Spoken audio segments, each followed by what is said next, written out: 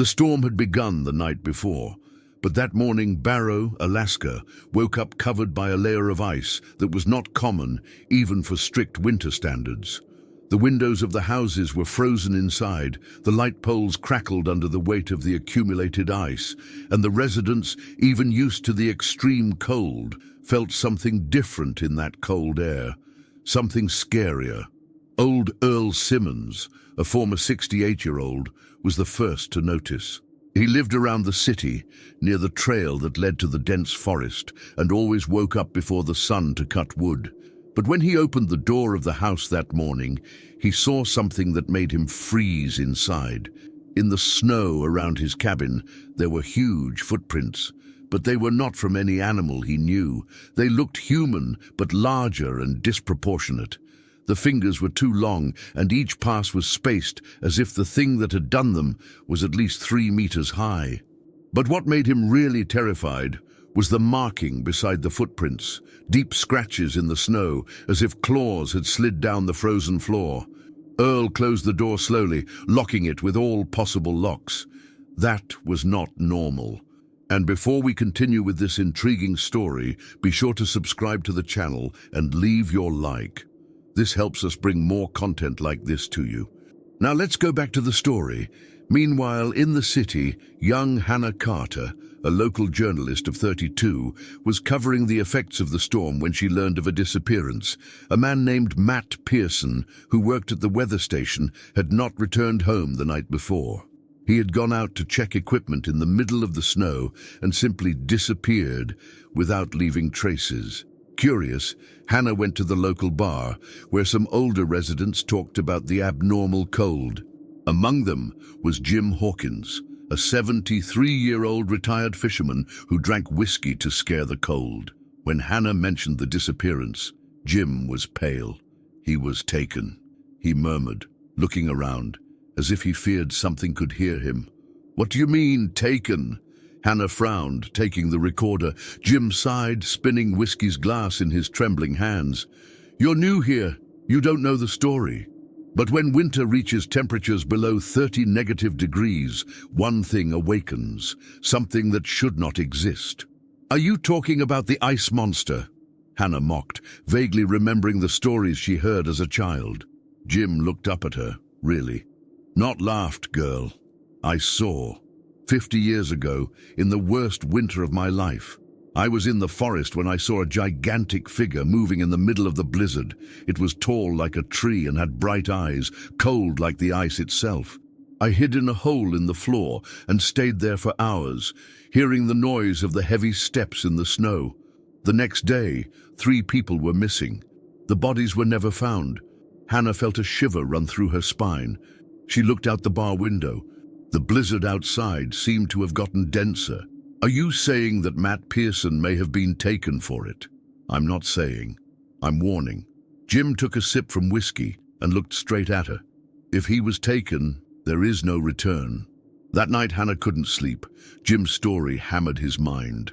What if it was true? If that monster were real and hunting again? Around 3 in the morning, his phone rang. It was an unknown number. "Hello?" She answered, sleepy. "They are lying to you?" The voice on the other side was weak, almost a whisper. Hannah sat on the bed. "Warns. Who is talking?"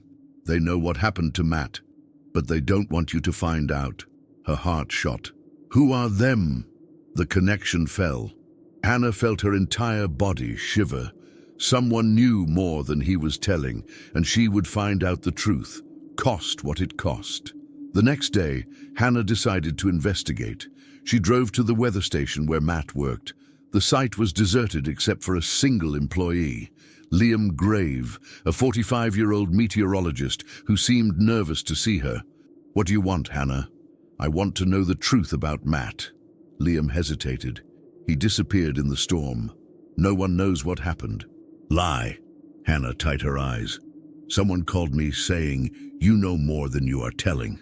Liam paled. He looked around as if he feared being watched and then whispered, "Get out of here, Hannah. You have no idea what you are moving." But Hannah didn't go back. "What happened to Matt?" Liam swallowed hard. "He found something in the snow, something that should have been buried forever." Before Hannah could ask more, her phone rang again. This time, it was the sheriff of the city. "Hannah, come to Earl Simmons's house, now!" When she arrived at the scene was horrible. Earl's cabin door was broken into, and the old hunter was dead on the porch. But the frightening was his body, completely frozen, as if something had drained all the heat from inside him. And around the corpse, in the snow, the same gigantic footprints Earl had seen the night before. The scene before Hannah was disturbing. Old Earl Simmons' body was frozen, as if he had been sculpted in pure ice, his eyes wide in a terror that seemed eternal. The bluish skin and ice covering its limbs indicated that it had not simply died of cold. He had been hunted. Sheriff Dale Harrison, a 55 robust man, approached her, pulling his coat up as if his own air carries an evil presence. "Don't look long, Hannah. This is not something we want to understand." Hannah swallowed hard. "What do you mean by that? Will you simply ignore this?" The man was literally frozen to death. Dale sighed, running his hand on his face. "Listen, I've seen it before. 25 years ago, another winter like this brought a disappearance. Then bodies began to appear. Always like this, always like that. But we never found an explanation. We can never track what did this." Hannah frowned. "You know what's going on, don't you?" Dale hesitated. After a while, I just said, "Go home, Hannah. Stop investigating. This will not end well for you." He turned and entered the car, but Hannah wouldn't give up. She knelt beside Earl's body and analyzed the giant footprints in the snow. They went to the dense forest, disappearing on the white horizon. The most disturbing detail, there were no footprints coming back. Whatever killed Earl was still out there. The city was trying to hide something, but Hannah had the feeling that Liam Graves knew more than he had told. She returned to the car and drove straight to his house. Liam lived in a small, isolated house around the city. Hannah knocked on the door over and over until he finally opened. The man looked exhausted, back eyes and pale skin as if he hasn't slept for days. "What are you doing here?" he asked nervously. "You know what's going on, Liam. And I want the truth." He looked around, checking if anyone watched them, and then pulled her inside, closing the door behind them. "I already told you to stop it, Hannah," he murmured. "Earl Simmons is dead," she countered. Liam closed his eyes for a second as if he already waited for it. "So it's true." He woke up. Hannah felt a shiver run through her spine. Who woke up? Liam hesitated for a moment, then took an old map and opened it on the table. He pointed to a remote region of the forest, away from the city. Matt Pearson disappeared here. He was investigating the sudden change in the region's temperature when he found something buried in the snow. "What?" Liam looked straight at her. "A cave!" Hannah took her heavy coat and left immediately. If Liam didn't want to help her, she would find the truth on her own. She took a snowmobile and followed the forest. The wind cut her face like ice blades, but she didn't care. Almost an hour later, he found the area marked on the map. The place was scary. A huge opening on the floor, with ice stalactites covering the entrance as sharp teeth. And then she saw. On the floor, partially buried by the snow, was Matt Pearson's radio. Hannah took him with trembling hands and pressed the communication button. "Matt, do you hear me?" The radio released only sloops and distorted words, almost impossible to understand. Then, in the middle of the noise, a weak voice came. "Help me!" Hannah's heart almost stopped. Matt was alive. But before she could react, a sound made her freeze in place. A deep and cavernous roar. Something gigantic was waking up inside the cave. The roar filled the frozen air like a distant thunder, but Hannah felt the direct impact on her chest. It was a deep, animalistic, but at the same time, supernatural, as if it was something that didn't belong to this world. She squeezed Matt's radio against her chest and looked into the cave in front of her. The entrance was narrow, but inside it, an abyss opened in an unknown depth. Small ice fragments collapsed from the cave's mouth, denouncing a movement inside. Something was moving, something huge. Hannah's survival instinct screamed so she would run as soon as possible, but Matt Pearson's weak voice was still echoing in her head. "Help me." Breathing deep, she adjusted her heavy coat and pulled a flashlight from her backpack. If Matt was alive, she wouldn't abandon him. And then, with hesitant steps, she entered the cave. The air inside the cave was different, much colder. The temperature was brutal outside, but inside it seemed to be falling even more at every step she took. Hannah's breath came out in large white clouds, and her eyelashes began to freeze in seconds. The walls were covered by a thick layer of ice, and in some parts there were deep marks, as huge claws had nailed a long time ago. She pointed the flashlight to the floor and saw footprints. Human footprints. "Matt," she whispered to herself, following the tracks. The tunnel narrowed, and soon she found something even worse. A pile of bones, but these bones were not normal. They were frozen until they were translucent, as if they had been drained of all the heat. Some still had meat remains, and others seemed to be animals from the forest. But among them were human skulls. Hannah felt her stomach turn. This was not just a hiding place. It was a lair. And then something moved in the darkness. The sound was weak but clear, a snap of ice breaking under a gigantic weight. Hannah froze, pointed the flashlight forward. For a second, nothing, just a dark white void. But then they appeared.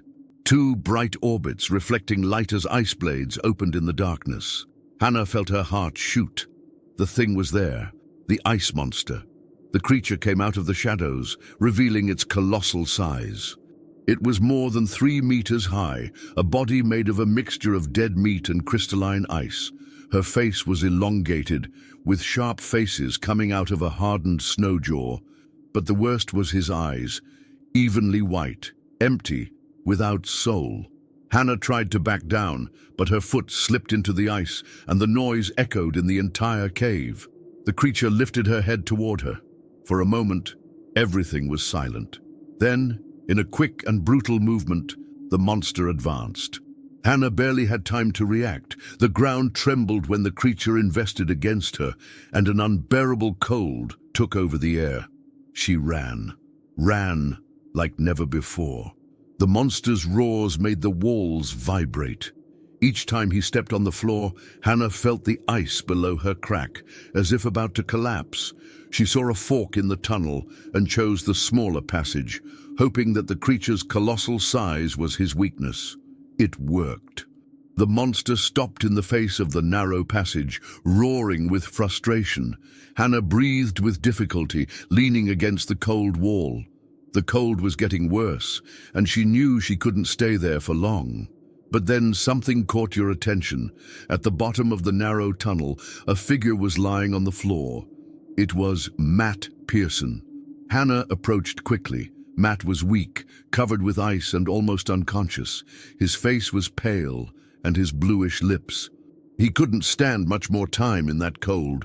"Matt!" She shook her shoulders. "Wake up!" He opened his eyes with difficulty.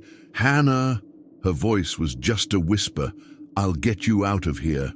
She tried to pull him up, but he was frozen on the floor. His whole body trembled, and his legs were covered by a thin layer of ice. "The cold," he murmured. "Don't let me go." Hannah looked at the tunnel where she had come.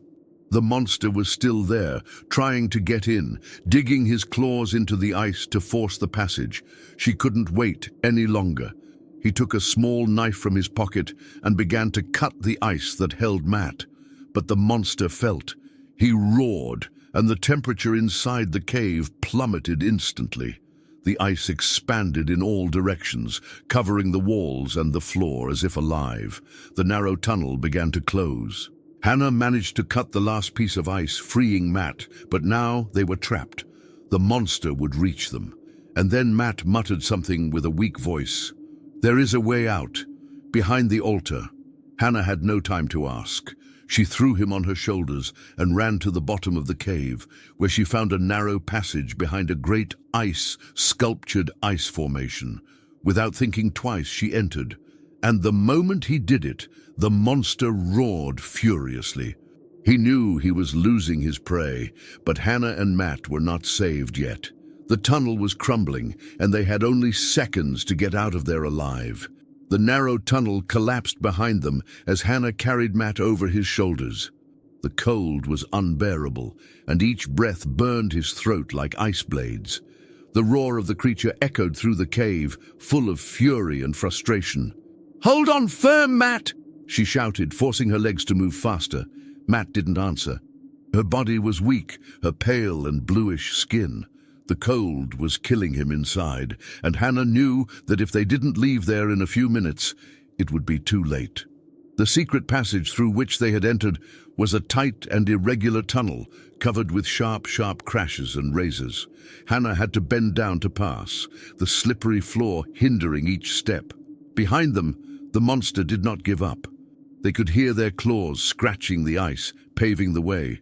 He could not enter directly, but the cold that emanated from him was slowly freezing the tunnel around. If they did not come out soon, they would be buried alive. Suddenly, the tunnel opened in a larger chamber. Hannah stopped for a second, panting, trying to understand what she saw. It was a kind of altar. In the center of the chamber, there was a large ice structure carved in the shape of a gigantic humanoid body. But that was not just a statue. "My God," Hannah whispered. She noticed something dug into the chest of the sculpture, an ancient spear made of dark metal, unlike anything I had seen before. It was as if someone, for a long time, had tried to kill this thing and take it inside. Matt coughed weakly and murmured, "The heart. Da creature." Hannah frowned. "What? That thing?" Matt tried to breathe. "She can't be killed outside. Her true essence. It's inside." Hannah looked at the ice sculpture once more. That was what was left of the monster before he was released. Someone, many years ago, arrested him there, sticking the spear into his chest, and his essence has been dormant so far. And it was then that Hannah realized what Matt had done. "Matt, what did you do?" He closed his eyes for a moment, feeling the weight of guilt. "I found this before the storm. I saw the spear and pulled. I thought it was some old artifact, something that nature sculpted. But then the cold got worse." Hannah felt her heart freeze. It was him. He freed the creature. Matt let out a painful sigh. "I didn't know. I swear. I didn't know it would happen." The ground trembled violently. The monster was close. The temperature plummeted again, and Hannah felt her eyelashes completely freeze. They had to end it, or the whole city would pay the price. Hannah dropped Matt gently on the floor and walked to the altar. The spear was there, stuck in the chest of the ice sculpture, and now she understood what she needed to do. If that thing was sealed once, it could be sealed again. She grabbed the cable of the spear. The metal was so cold that it burned its hands instantly, but she ignored the pain. Behind her, a deafening roar echoed through the chamber. The monster had found the passage. The ice wall began to break, and Hannah saw giant claws begin to cross the cracks. "Now or never!" she shouted at herself. With all the strength he had, he pulled the spear from the sculpture's chest and stuck it back with everything. The reaction was immediate. The monster released a scream of pain so intense that it made the whole cave shudder. A freezing wind exploded through the place, and the creature tried to move forward, but her body began to harden. Its members were rigid. His white eyes shone one last time before they were taken by the ice. The air was so cold that Hannah could barely breathe. But then, the silence. The monster stopped moving. The entire cave began to crumble. Hannah ran to Matt, pulling him hard. "Hold on firm. Let's get out of here." They crossed the tunnel as fast as they could. The ice cracked around them, whole pieces of the cave collapsing as the extreme cold weakened the structure. Outside, the storm still roared, but something was different. The cold no longer looked alive. Hannah helped Matt climb on her snowmobile and accelerated as soon as possible away. And then, behind them, the whole cave collapsed. The entrance was sealed by the ice and snow, shaping forever what was left of the ice monster. Hours later, Hannah and Matt arrived in town. The cold was still intense, but the feeling that something watched the city was disappeared. Sheriff Dale found them at the local bar. He looked at Hannah, then to Matt, and didn't have to ask anything. He just nodded. "It's done, isn't it?" Hannah took a deep breath. "Yes, but someone needs to make sure this cave is never reopened." Dale looked out to the snow falling softly. "It will continue to snow for many years. Over time, that cave will completely disappear. No one will find her again." Hannah waited for him to be right, but inside, she knew that monster had been sealed before, and if it happened once, it could happen again. The city of Barrow, Alaska, finally seemed to recover his breath after the storm. The intense cold still persisted, but something in the atmosphere had changed. The fear that hovered in the air was gone. Hannah Carter was sitting at the city's bar, holding a cup of hot coffee between the trembling hands. The heat was welcome after all she and Matt had passed. Matt was there beside her, wrapped in blankets, her still pale but alive skin. Sheriff Dale Harrison watched them silently, absorbing everything that had happened. "So it's over?" Dale asked, after a long sip of whiskey. Hannah closed her eyes for a second and sighed. "I want to believe yes," but deep down she wasn't sure. The next day, Hannah decided to write her story about what had happened. Of course, I couldn't tell the truth, or it would be called crazy. Then he wrote an article about the storm, Matt's disappearance, and Earl Simmons's mysterious death, mentioning the possibility of extreme hypothermia and hallucinations caused by intense cold. But something bothered her. As she typed, her gaze often fell on a small mark on her arm, a burn. She had won that mark when she held the spear in the cave. The cold of the metal burned your skin like fire. But now, instead of healing, it seemed to get worse. She pulled her sleeve from her coat and saw that the burn was growing up. The ice was still in it. Later that night, Hannah decided to visit Matt to see how he was recovering. He knocked on the door and waited. Nothing. She hit again. Then the door opened alone. Your heart shot. "Matt?" she called, hesitant. The house was cold, much colder than it should be. The windows were frozen inside, and wood from the ground creeps under their feet. She came in, looking around. "Matt, are you there?" A sound came from the bathroom. She approached slowly, pushing the door. Matt was inside, standing in front of the mirror, shirtless. His entire body was covered with bluish spots that spread like ice cracks on his skin. Hannah arrested her breath. "Matt, what is happening to you?" He turned his head slowly. His eyes, once green, were starting to get white. He started, his voice hoarse, as if he was speaking through the cold. "I still feel him inside me." Hannah stepped back. It couldn't be. The monster was dead. He was sealed in the cave. "Matt, you need a doctor." He shook his head, trembling. "No. It's not a disease, it is him. He did not die." Hannah felt a cold in her spine, and then Matt fell to his knees on the floor. Her body began to let go, as if the cold was coming out of him. "He's trying to go back." Before Hannah could react, the lights blinked violently and the house shivered. The cold filled the air in an unnatural way, and then the roar came again. Hannah knew at that moment that she had made a mistake. The creature has never been sealed completely. She had arrested Matt.